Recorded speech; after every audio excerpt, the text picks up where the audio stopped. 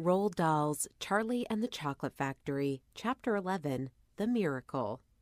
Charlie entered the shop and laid the damp 50 pence on the counter. "1 Wonka Wimple Scrumptious Fudge Mellow Delight," he said, remembering how much he had loved the one he had on his birthday. The man behind the counter turned and reached behind him for the chocolate bar. Then he turned back again and handed it to Charlie. Charlie grabbed it and quickly tore off the wrapper and took an enormous bite. Then he took another and another. And oh, the joy of being able to cram large pieces of something sweet and solid into one's mouth. The sheer blissful joy of being able to fill one's mouth with rich, solid food. "You look like you wanted that one, Sonny," the shopkeeper said pleasantly. Charlie nodded, his mouth bulging with chocolate. The shopkeeper put Charlie's change on the counter. "Take it easy," he said. "It'll give you a tummy ache if you swallow it all like that without chewing."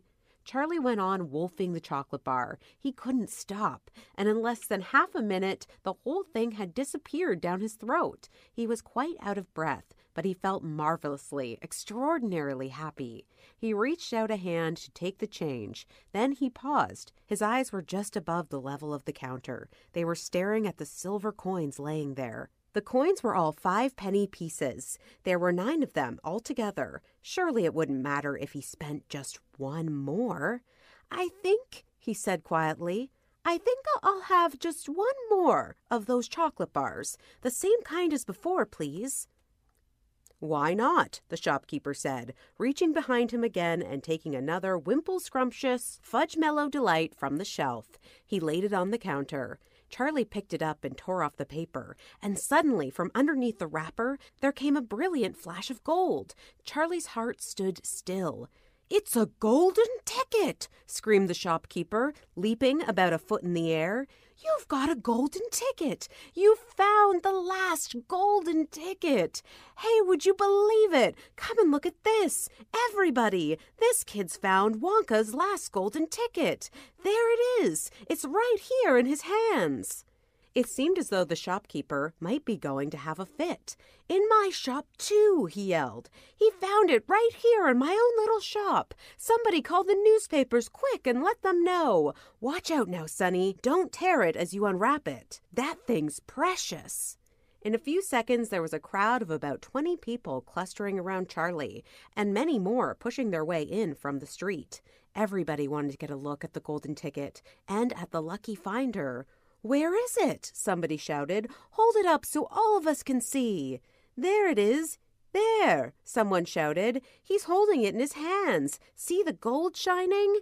"How did he manage to find it? I'd like to know," a large boy shouted angrily. 20 bars a day I've been buying for weeks and weeks. Think of all the free stuff he'll be getting too," another boy said enviously. "A lifetime supply." "He'll need it, the skinny little wimp," a girl said, laughing. Charlie hadn't moved. He hadn't even unwrapped the golden ticket from around the chocolate bar. He was standing very still, holding it tightly with both hands, while the crowd pushed and shouted all around him. He felt quite dizzy. There was a peculiar floating sensation coming over him, as though he were floating in the air like a balloon. His feet didn't seem to be touching the ground at all. He could hear his heart thumping away loudly somewhere in his throat. At that point, he became aware of a hand resting lightly on his shoulder. And when he looked up, he saw a tall man standing over him. "Listen," the man whispered. "I'll buy it from you. I'll give you 50 pounds. How about it, eh? And I'll give you a new bicycle as well, okay?"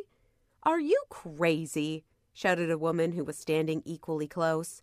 "Why, I'd give you 200 pounds for that ticket. You want to sell that ticket for 200 pounds, young man?"